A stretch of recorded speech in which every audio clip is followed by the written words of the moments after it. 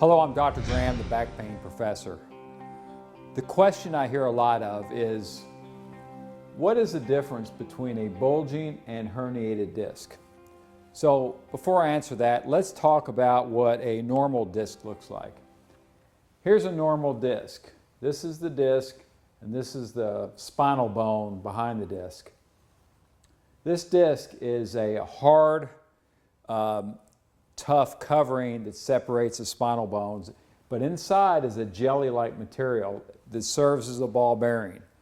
And the trick is to have this jelly in the middle your entire lifetime. And if you do that, that disc should last you 100 years, maybe 120.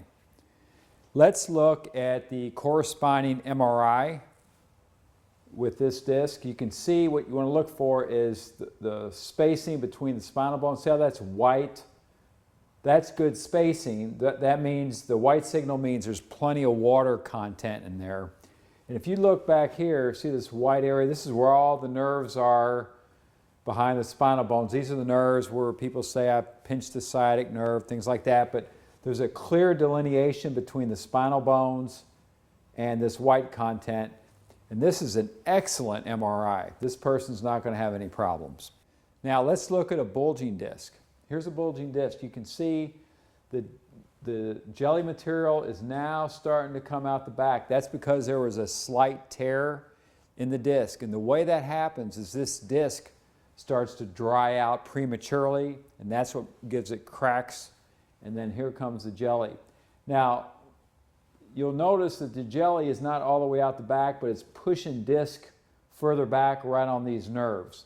And these are the people that are going to go, Dr. Graham, I've got back pain, or I've got gluteal pain, or leg pain, all the way down to my foot. That's who's going to be saying this.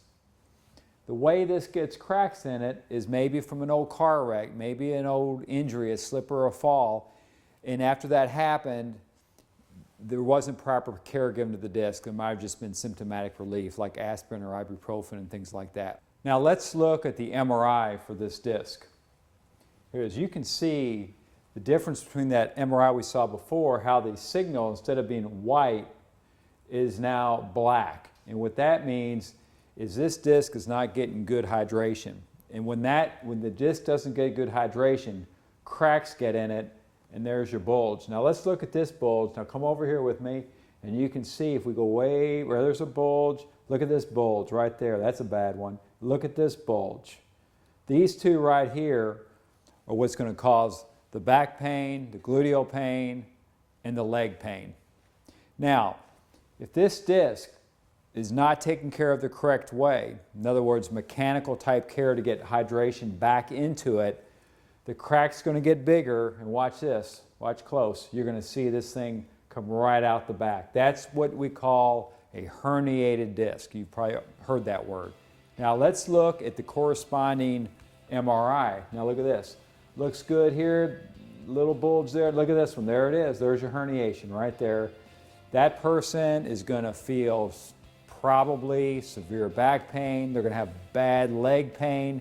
They might even have loss of reflexes, and they might have muscle weakness. These kind of cases, they'll often go to surgery. I'm Dr. Graham, the back pain professor.